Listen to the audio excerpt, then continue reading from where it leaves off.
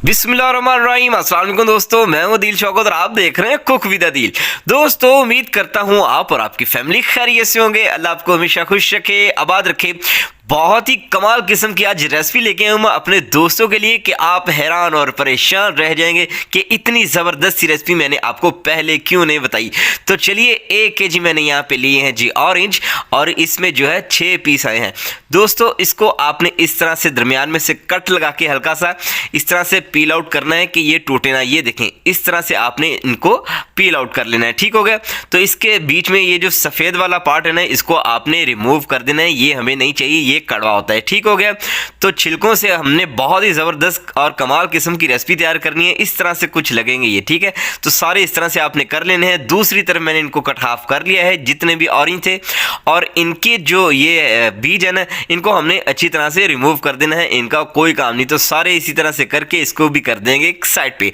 तो चलिए, खूबसूरत सी एक लेनी है कढ़ाई, उसमें स्टीमर इस तरह से आपने रख देना है। कोई भी ढक्कन ले लें आपने। इस तरह से रखने के बाद ये जो छिलके हमने सफाई की थी ना अंदर से, इनकी हमने इस तरह से जोड़ते जाना है। रख देने के बाद आपने जो है एक छोटा जग लेना है पानी का, और इस सारे जग को इसमें डाल देना है। कवर करके कम से कम स्टीम देंगे इसको 15 से 20 मिनट के लिए, ताकि इनका कड़वापन जो है दूर हो जाए।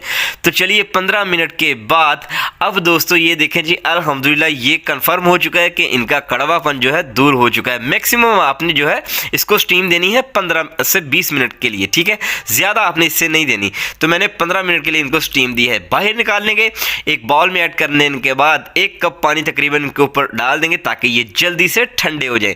चले जी, अब जब ये ठंडे हो जाए, इनको एक एक करके इस तरह से लेते जाएंगे, और इनकी हमने कटिंग करते जाना है। ये देखें, इनको 4-4 पीस आपने करते जाना है। ठीक हो गया। इससे ये होगा कि हमें ब्लेंड करने में आसानी होगी। तो सारे पीस हमने इस तरह से कर लिए हैं।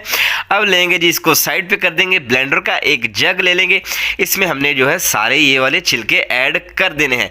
चले जी, थोड़ा सा पानी ऐड कर देंगे ताकि ब्लेंड हम अच्छे तरीके से कर लें।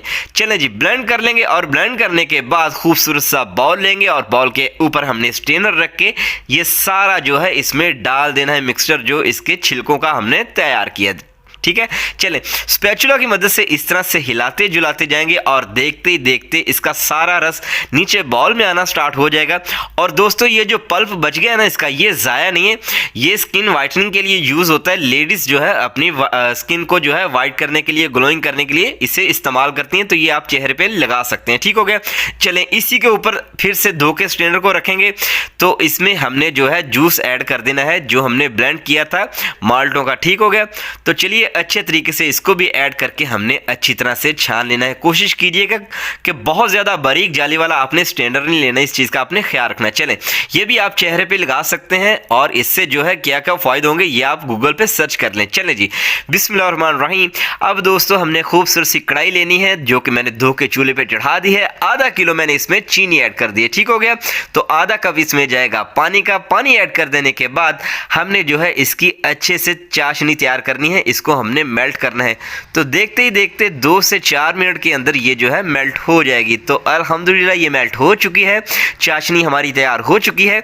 अब आपको ये जो है धुंधली सी नज़र आ रही है, तो इसको हमने बनाना है जी ट्रांसपेरेंट। उसके लिए 1 टेबलस्पून हमने यहाँ पे जो है इसमें लेमन जूस ऐड कर देना है। ठीक हो गया।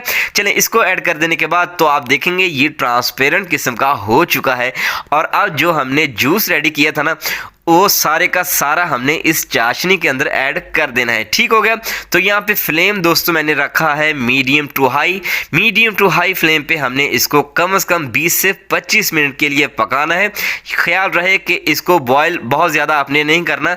जब इसमें बॉयल आना स्टार्ट हो जाए, तब आपने जो है इसके ऊपर ये जो झाग आएगी ना, इसको आपने उतारते जाना है। ठीक हो गया। अगर आपको फ्लेम लगे कि ज़्यादा है, तो बॉयल करके आपने सारा जूस बाहर नहीं गिरा देना, आपने फ्लेम को थोड़ा सा कम कर देना है या मीडियम कर देना है। ठीक हो गया। तो चलिए, इसको पकाते जाएंगे। देखते ही देखते सारी झाग हमने इसके ऊपर से उतार देनी है, क्योंकि इसका कोई काम नहीं हमारी रेसिपी में। अगर ये आप भूल गए तो रेसिपी आपकी ख़राब हो जाएगी। तो कम से कम 20 से 25 मिनट के लिए हमने इसको पका लेना है। ठीक हो गया। तो लीजिए दोस्तों, अल्हम्दुलिल्लाह 25 मिनट के बाद ये रेडी हो चुका है और इसको आप स्टोर कर सकते हैं 2 माह से ज़्यादा के लिए। तो चलिए इसको ठंडा कर लेते हैं। तो अल्हम्दुलिल्लाह दोस्तों, ठंडा ये हो चुका है। अक्सर माएँ बहनें जब रोज़ा रख के काम करती हैं अफ्तारी के लिए, तो काम करना थोड़ा सा मुश्किल होता है। रमज़ान आने से पहले पहले आप जो है इसे बोतलों में बना के इस तरह से रख दें, ये 2 माह भी ख़राब नहीं होगा। पूरा रमज़ान आप जो है इसे बआसानी यूज़ कर सकते हैं। दोस्तों, अगर आपको लगता है कि मैंने कुछ आपको अच्छा बताया सिखाया है तो प्लीज़ चैनल को ज़रूर सब्सक्राइब कीजिएगा। इस तरह की और वीडियोस देखने के लिए चैनल को सब्सक्राइब करने के साथ साथ बेल के आइकन को प्रेस कर लें। आपसे मुलाकात होगी इंशाल्लाह नेक्स्ट वीडियो में। अपना बहुत सारा ख्याल रखिएगा, दुआ में याद रखिएगा। अल्लाह हाफिज़।